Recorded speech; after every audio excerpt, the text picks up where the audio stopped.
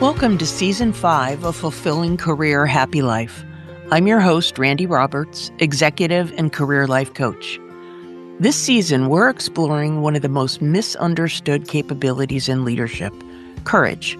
Not the dramatic kind, but the everyday courage to step into discomfort, speak up when it matters, make hard calls, and lead forward even when the path isn't clear. You'll hear from executives and coaches sharing real moments that tested them and shaped their careers. My hope is that each conversation invites you to reflect on your own relationship with courage, where it's serving you, and where a braver step may be just ahead. So let's get started. Hi, thanks for joining. I am so thrilled to have my current guest on the show today. My guest is Vince Schaeffer, and Vince and I worked together earlier in our careers. Like me, he has a 30-plus year career in pharma. He started in sales. He's held number of different sales leadership positions across different companies. He's currently the U.S. head of the National Thought Leader Liaison Group across 9 therapeutic areas at Novartis. And Novartis is where Vince and my paths crossed, and I'm so grateful that it did. And I know I have to be kind because Vince knows some of my stories. So we promised each other we would keep the best one secret from all of you listeners today. But aside from being a dear friend and someone I respect so much, the reason that I wanted to have Vince on the show is that in addition to all the other things he is as a business leader, he's one of the most values-driven leaders that I know. And I knew that the topic of leadership courage would be something that meant a lot to him, something that I've seen displayed a lot by him, and something that he would have thought a lot about. So, Vince, thank you so much for joining me today. It's a pleasure to welcome you. Randi, it's good to be together again. I can't believe when you said 30 years, we've been doing this 30 years. Well, you and I came together maybe halfway through that. Yeah. Through the 30 years, but we've probably been friends about 20 years. But yeah, I mean, when we worked together, I was taking on a new big job and the way I remember it anyway, I brought you in, you got your first promotion into sort of a big headquarters job. It was a real stepping stone for you. And boy, did you make me more successful and make my life easier. So it felt like a really special time for both of us. It's for sure. And you made my life much more successful and easier too. And fun. We had a ton of fun. Yeah, we had did. a ton of We fun. did. We Yeah. still do. We do. And we'll share some of those stories with our listeners if they ever want to go out with us, depending on the situation and the circumstances. I can't edit those. Right. Well, we'll All swear right. them to secrecy. Yeah, exactly. Okay, so let's think about this topic of leadership courage, which I'm very passionate about right now because I think right now it's a really important conversation for us to be having. And when I say leadership courage to you, when you think about that, what's your own personal definition of that?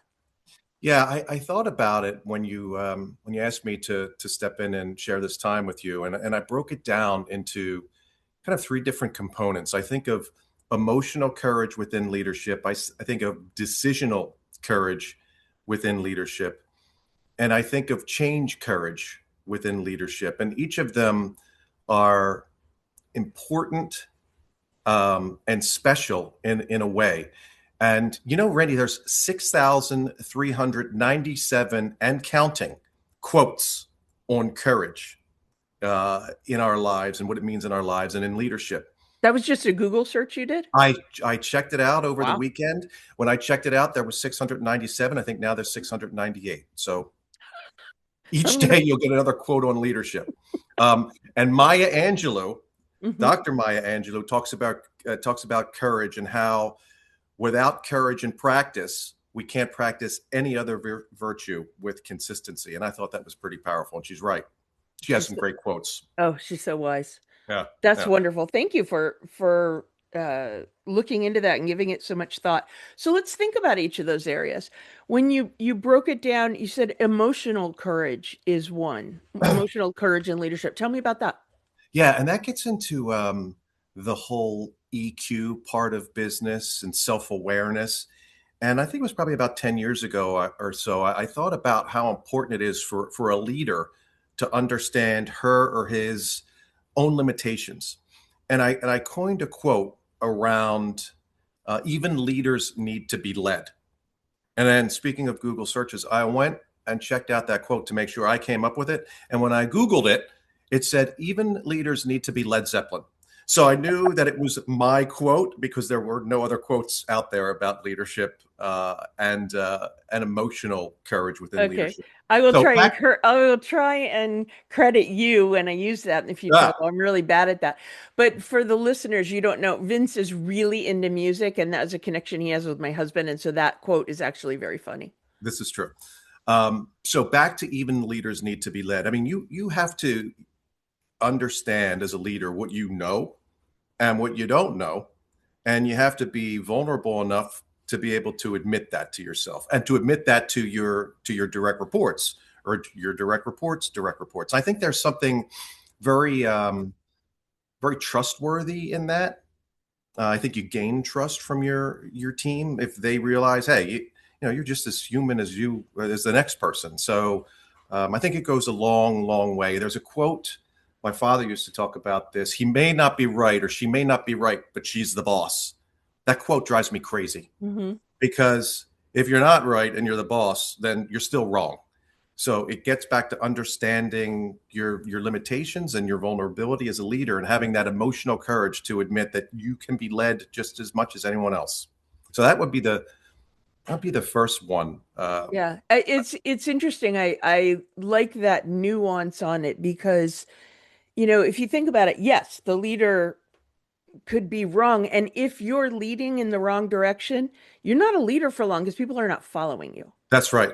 Yeah, yeah, it's a great point. Followership is super important when you lead and when you have those like with the two of us. I mean, I would go anywhere you went because of that trust that we have with one another, because of what we've built, and because of your emotional courage. So yeah, it's a great point. Thank you.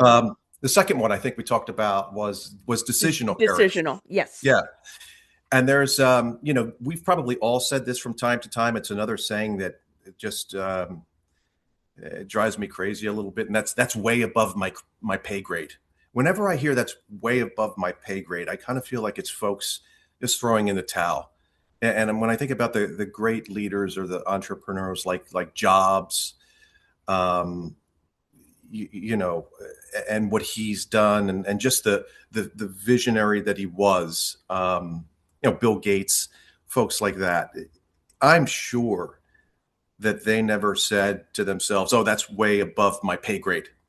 They went and they figured it out no matter what role they were in, whether they were leading people or not. You don't have to have a team to be a leader. We've talked about that in the past. And I would just ask our current leaders and future leaders to just wipe that slate clean when it comes to that's way above my pay grade, because it doesn't serve us well. Mhm. Uh, Resourcefulness is super important. And when you're being resourceful, you're not thinking of something being way above your pay grade. Yeah, it's really interesting because I've obviously I've heard that a lot too, and I didn't really think about that connected to courage, but it so is connected to courage. And the action you may choose to take is very different. The reality is some people, the decision needs to be made by somebody way up the chain, but it doesn't mean you shouldn't take some courageous action that's Sure. appropriate. Yeah, Sure, that's or let them know if that decision needs to be made by somebody way up the chain. Why not drop them a text or an email and say, "Hey, this is put on my mind. Maybe give this a thought." If you're coming from a place of goodness, that leader way up the chain should appreciate what you're thinking about. mhm. Yep. Interesting. So Yeah. the third type of leadership courage you talked about was change courage. Tell me about that. Yeah. So, you've heard the saying, if you keep doing what you're doing, you're going to keep getting what you're getting. I love that because that applies not only to business, it applies in life. It applies in if you're thinking about fitness, or if you're thinking about starting a new home project. If you keep doing the same, which in this case I think implies not too much, then you're not going to get too much on the back end. So there's courage in wanting to make a change, and and there's anxiety around it too. Bruce Lee talks about to hell with circumstance. I create opportunity. And when you feel like you're the creator and making the change, I think there's a lot of self-satisfaction and self-gratification in bringing that change on. And sometimes there's a lot of anxiety around that too. And I think when we talk about leadership and courage in leadership, you have to realize that there's some emotion involved with that, some tough emotion, anxiety, angst, um, confusion, uncertainty, and doubt. But when you're experiencing all of that, you're growing, much like I did in the role when I worked with you. It was one of my first headquarters roles. I was way out of my comfort zone, but I learned a whole lot in that role, and it opened a lot of doors. It helped me get to where I am today. Yeah, I think it's a great example. I think what you're saying is so true. And it occurs to me, I talk a lot about the times to stay in your comfort zone, but if you stay too long, you're you're inhibiting your own growth and you got to get uncomfortable to get there. Yeah. It's a similar kind of thing. And it occurs to me, not only may there be anxiety and angst and those things associated with courage, there almost has to be. Because if that isn't there, maybe it's not courage. Maybe it's just taking action. And some people may feel it to different degrees. I'm not saying you have to be, eh, sweating bullets in a stressed out mess before you do the thing. But if there isn't that feeling, maybe it doesn't really require courage. No, exactly. And I think the butterflies, the fabled butterflies that you get in your stomach, I think you have to welcome those because I think that's natural. I'm sure baseball players, when they get up to the plate, still feel a little bit of excitement and butterflies, and that's healthy. And if you can internalize that as healthy, right, that arguably channels courage then. Uh, it- you are so speaking my language. I mean, I say this We all the always have, time. Randy. It's true. It's true. Yeah. The I say this all the time to clients, though, is when you can really move towards that fear, those butterflies, whatever you want to call it, when you can embrace that and bring it on, that's when you're really open to growth and like Yeah. on the cusp of something really exciting. I love that you mentioned that. Yeah. Um, so Vince, tell me about a time when it might be a moment in your career, it might be a phase, however you think about it, when courage was required of you, whether or not you felt ready. Yeah. I feel like whenever there is, a company reorganization, a downsizing, a shift in personnel, that requires a lot of courage because you're influencing people's livelihoods, people's jobs, people's careers. So you're And talking about like if you're leading a if, restructuring and having to make those decisions? yeah, Okay. yeah. Or if I'm leading it and not necessarily having had to make the decision, but the organization making the decision, which And in many cases, you have to implement them. and then you have to implement, and Okay. that's no fun. It's not. Um, I've and been sometimes there. sometimes you need to do it, and sometimes it's welcomed, and sometimes it's unwelcomed. And when you have to do that with people that you care about, that's when you're really drawing on that reservoir of, call it what you want to call it, courage, call it durability. Um, it was very challenging for me. So, just not to cite any specific instance, but in my career when that has happened, um, I think that's where the aspect of vulnerability in leadership, that how courage often shows up with vulnerability, how empathy in leadership, you can draw courage from that, or courage is yielded from that. Um, Sincerity, all of these things, and you really have to kind of amp that up and take it to 11, Randy. This is there's a Spinal Tap reference for That's our right. listeners. That's right. That's right. I love it. I was getting emotional thinking about, reorgs and downsizing. So I had to bring some fun into it. It's always Yeah. a good trick. Make people laugh a little bit. No, I That's mean right. these are hard moments in our careers, and the truth is, some people can't always handle it. What you said was really interesting to me, though, because you were talking about the, in those cases, being vulnerable and drawing on your empathy and expressing sincerity. And when you first said it, I was thinking that's how Vince shows up in these moments. But what you said was that you draw courage from that. So interesting. Say a little bit more. Yeah.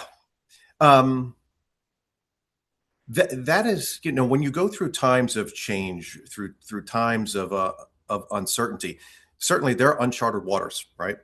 And when you're in a place of being uncomfortable and not having experienced something before, I think ultimately then it builds character, and therefore building character, you're um, gaining courage from that, or what should I say? You're building your courage reserve. Yeah, Yeah, I love it. yeah, So it's I just got the visual or the image of an electric car, how when you're driving it, it's charging itself. It's like yeah. when you're practicing courage, it's building itself. This is so true. And when you're not, it's just the opposite. Yeah. Yeah, it is. It's you have to work at it. Yeah. It's practice. Yeah. So along those lines with practice, now you've been over the course of your career and you've had so many leadership roles now. You've had to make a lot of these tough decisions. So, do you have a practice? Like, are there any things you do to get yourself ready to take this tough action or whatever that looks like for you? I'll go back to some of the mantras that I have when I am getting ready to deliver tough news, or to approach a situation where I know I need to be courageous. And some of those mantras that I think about and try to lead with are, everyone deserves to have a great boss, no matter what role you're in, and no matter what industry you're in. People deserve to have a great boss. And how does that guide you in those moments in preparing for that? Well, again, when I show up in moments like that, I want to be sure that I'm trying to feel what the other person or the other group of people would feel on the other end, right? So I Okay. kind of juxtapose myself into their shoes, and I think that that's really important to know, to know the way others are feeling. So, I'd want to be handled with, empathy, sympathy, understanding. And again, all of this comes back to me. It comes back to this emotional courage that we first talked about.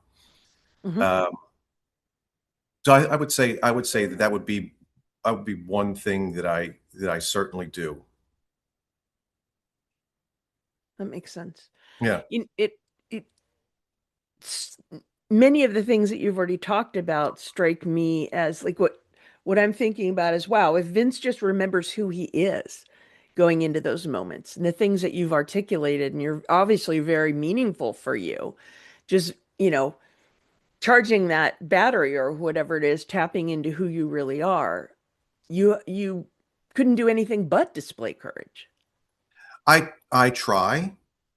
Um, I try to project and embrace the saying that I coined maybe when I first got into leadership, and that's people first, people always. That is super important to me, because I feel like if you're putting your people first, no matter what happens on the back end, you're going to see the results that you need. You're going to build the culture that you need to build, and you're going to build trust, and you're going to have trust in your organization. And even in times of despair, in times of downsizing, in times of reorganization, if you're thinking about this people first, people always perspective or mindset, I think it shows through. I've had to deliver some tough news to some direct reports, and I think they appreciated that it wasn't easy for me, um, that I meant what I said, and that I had their best interest in mind moving forward, and that I would help them moving forward. It doesn't matter if they were going to another company or not. I'd still be there to lend a hand. Hmm. Thank you. Yeah. Shifting gears just a little bit, we've talked a lot about the impact of courage on the people that you lead. Let's talk for a moment about the business. Can you think of a situation where you have seen courage accelerate a business outcome? Um, I can, and it And goes. of course, don't talk about anything confidential. No, no, no, no. I feel that it goes back to what we just talked about. I mean, if you're putting your people first, let's say it's in sales, Randy. Mhm. If you're building a sales culture and you're building a culture of execution and impact, and you let your team know that you're putting them first, you're going to see results on the back end. And I can actually think of some instances, specifically during COVID, where this happened out in the field with my sales team. Tell me about it. Well, uh, there's a lot that went on during COVID. Lot to learn, lots and lots of learnings from COVID. We can get into that in a little bit too, because I think there's some courage even around the household and personal stuff that applies to business. But let's stick with the topic. So people were uncertain during COVID. People were looking for answers during COVID. People didn't know if they could go out and work during COVID. You remember those days. Yeah. And um, first and foremost, I shared with my team that family first, people always. So I think that that was a little self satisfying for them. And then I think as a result of me not putting too much pressure on them, they wanted to do right by themselves, by me, by the organization. And I think they went the extra mile where they could safely to meet with their customers, to meet their customers, as we said back then, to meet their customers where they are. And sometimes that was a lot of virtual stuff like you and I are doing right now. Hmm. But I feel like that they went the extra mile because they knew that they had a leader who cared and recognized the circumstances we were all in. Um, and we saw good results. We saw very promising results as a result of that. Hmm. That's great because that Yeah, was such an uncertain time. yeah, it really was. Think about the flip side. Does anything come to mind in terms of a situation where a lack of courage slowed down a business outcome? That's a really good question, and I see that a lot in. I was ready to just say in younger leaders, and by that I mean in folks that are new to leadership, but that's not always necessarily the case. And this is the watch out. From my perspective, I feel as though in many cases leaders will adopt the persona, the values, the personality of their leader. Hmm. And if you've got a leader who doesn't embrace the virtues that we try to live by, then they could kind of stray. Mm. And here's what I mean by that.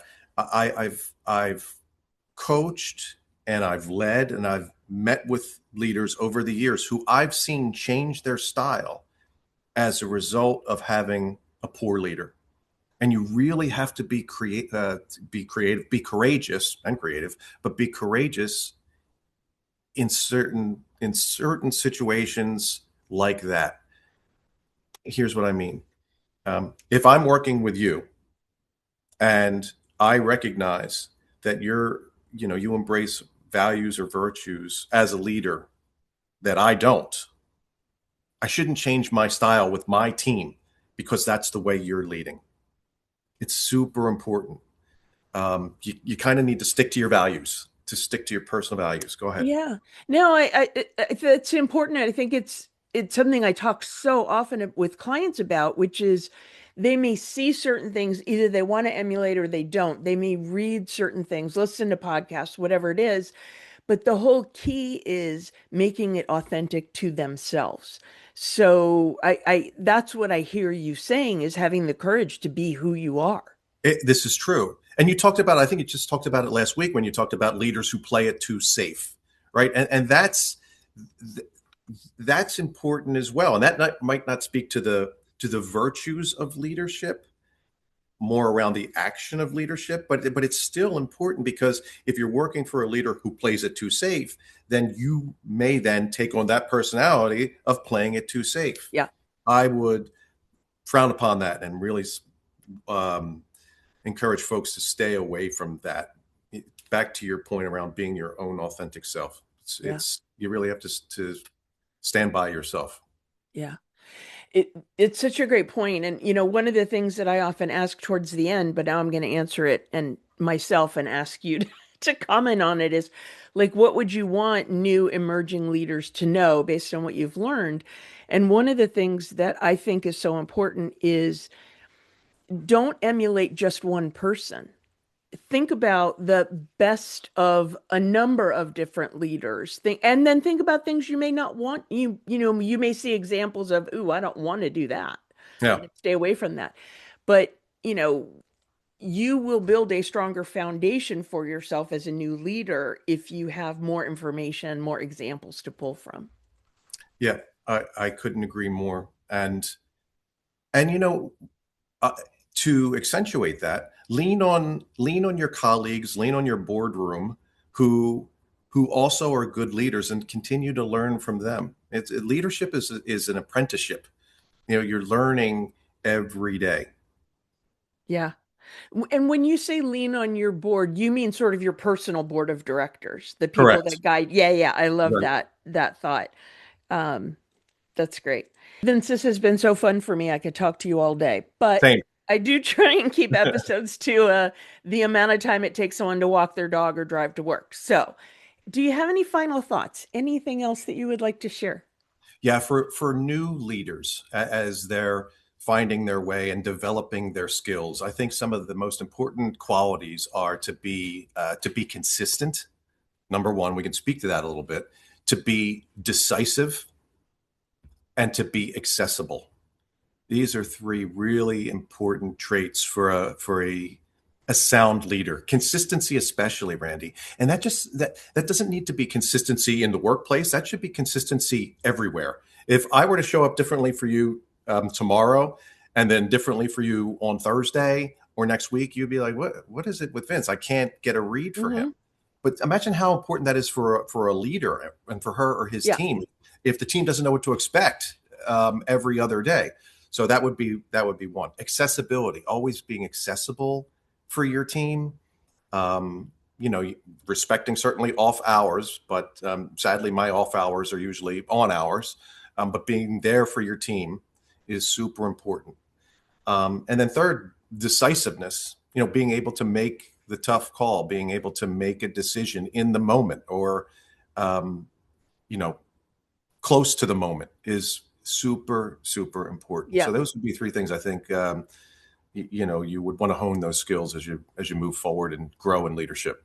Yeah. I completely agree with what you're saying. Thinking about like consistency and decisiveness together, the consistency is interesting because I do have clients many times that will, one of the things they struggle with is a boss that the word we tend to use is mercurial, where you don't know which you're going to get, good Vince or bad Vince. Right. During the course of the day. It's very, very difficult for people to have the courage to stand up to that and to know how to deal with that situation. One question I do have, though, is around decisiveness, and thinking about this is there, I mean, I'll speak for myself. When I was in a corporate leadership role, I was a pretty decisive person, but Yes. I wasn't right all the time. Sometimes, with an eye towards 80% of what you know and you move so you don't miss the opportunity. You rely on instinct and collective wisdom and all that. You don't wait for 100%. There are times when I wasn't right. And then you have to have the courage to fix it. Yeah. Because one of the things that I did see sometimes is leaders wouldn't acknowledge that they had missed something. And then a lot of people go to a lot of effort to fix something and pretend it didn't happen. It's very costly for an organization. I'll tell you, Randy, when you said that, it triggered two thoughts for me around decisiveness.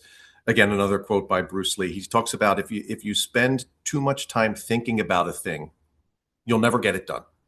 So, so there's one point. And then back to your point, how many times have we failed forward, even together?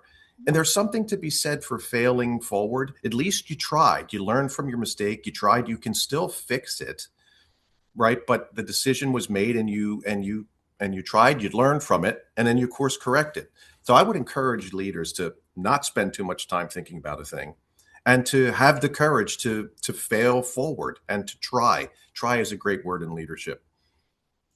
Very wise words. One of my favorite quotes, and I have it, I'm a sticky note person. I have it on my desk, is you can't steer a parked car. I love that quote by you. Yeah. Oh, yeah. It was my own coach, actually. Oh, was it? But, okay. Yeah. But you have to move. You have to be willing to move, and then you can correct things. So I love that's where we're. And your gravity quote is a great, your gravity quote is a great one too. Yeah, absolutely. And that's, our listeners have heard that one a lot too, but it's a real stress reliever. Well, that's true. If folks are still listening at the end and you don't know the gravity quote, reach out to me. I'll be happy to share it with you. It even has a visual. Thinking about what we've talked about, there's so much to think about, Vince. I'm so grateful for you. When I sum it up, and like the impression that I'm left with is that, you being such a values-driven leader and having such a commitment to courage, you really approach decisions and things with your head, with your business mind, with what needs to be done to serve the business, which is job one. So that's how you make the decision, but you always implement it with courage and with your heart and with your values. And I think that's what really separates you from other leaders. That's a good summation, Randi. Thank you. It's true. I try to approach it that way for sure. Yeah. Thanks. Well, this has been every bit as fun as I knew it was going to be. Same. I'm very grateful for your time. I really appreciate having you here. And I know that our listeners are going to get a lot out of it. I sure hope so. Thanks so much for listening to Fulfilling Career, Happy Life. If you enjoy the show, please subscribe, follow, rate, and review. Do all the things to show your support for this podcast. It helps other professionals who want to feel more energized about their work again find us. And if you want to take this thinking further, please follow me on LinkedIn, where I share content on a regular basis. You can also get on my email list by downloading the Career Satisfaction Assessment or through my website. All these links are in the show notes. Thanks again for tuning in. I truly appreciate that you make the time for yourself to listen to the show. See you next week.